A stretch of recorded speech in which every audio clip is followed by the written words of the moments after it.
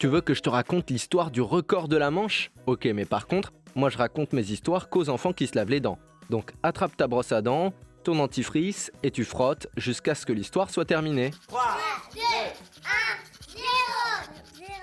Autrefois à l'école et à la maison, on racontait aux enfants qu'il y avait des activités qui étaient réservées aux garçons, que c'était pas des trucs de filles, la science par exemple. Et même quand une femme scientifique brillante faisait une découverte, c'était considéré comme un cas isolé.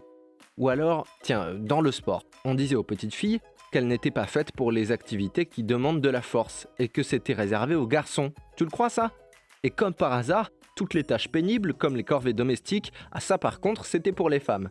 Alors que tu comprends bien que si quelque chose te rend heureux et que tu as assez de volonté, rien ne peut t'arrêter. Il y a des garçons qui font de la danse classique et il y a des femmes qui sont de grandes footballeuses. Et il y en a même qui s'appliquent à battre les records sportifs des garçons. Tu veux que je te raconte ?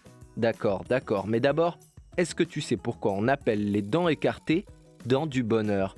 Tu crois que ça rend heureux, toi, d'avoir plus d'espace entre les dents ? Eh ben, en quelque sorte, oui. Mais à une période très spéciale, hein. Au 19e siècle, pendant les guerres napoléoniennes, les soldats qui avaient les dents écartées n'étaient pas envoyés sur le champ de bataille. Parce qu'à cette époque, comme les fusils étaient très lourds, les soldats les tenaient à deux mains et rechargeaient la poudre en utilisant leurs dents. Rassure-moi, tu continues de frotter tes dents pendant que je te raconte tout ça, pas vrai ? Bon, je reviens à mon histoire de record. Tu sais, parfois il y a des obsessions sportives un peu bizarres. Je parle pas de courir plus vite ou de sauter plus haut, mais tu sais, au nord-ouest de la France, il y a la mer qui sépare l'Angleterre de la France, qui s'appelle la Manche. Il existe des bateaux pour la traverser, il y a même le tunnel sous la Manche. Eh ben non, il y a des sportifs qui disent « Quoi ? Mais c'est trop fastoche !» et qui se lancent dans la traversée de la mer à la nage. Sauf que ça veut dire nager pendant 12h30 en moyenne dans une eau archi froide. Mais il y en a qui y arrivent, hein. Le premier, c'était en 1875, un Britannique du nom de Matthew Webb, et il a mis plus de 21 heures. Bon, depuis, plein de nageurs ont tenté leur chance, et certains ont réussi la traversée, 2369 au total. Mais certains n'en ont jamais assez, tu vois. Alors quand ils l'ont fait une fois, ils recommencent, et puis ils recommencent, et ils recommencent encore. Et le record masculin de traversée est à 34. Et la nageuse australienne, Chloé McCardell, quand elle a vu ça, elle s'est dit « Rien ne peut m'empêcher de faire mieux qu'un homme ». Alors elle s'est entraînée sans relâche, et elle vient de boucler sa 35e traversée de la Manche à la nage.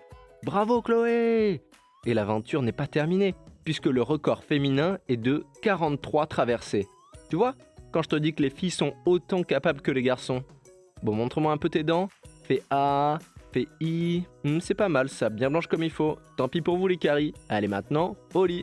Je vais pas aller me coucher. Retrouvez les épisodes des Dents et Dodo sur le site et l'application BFM TV et sur toutes les plateformes de streaming.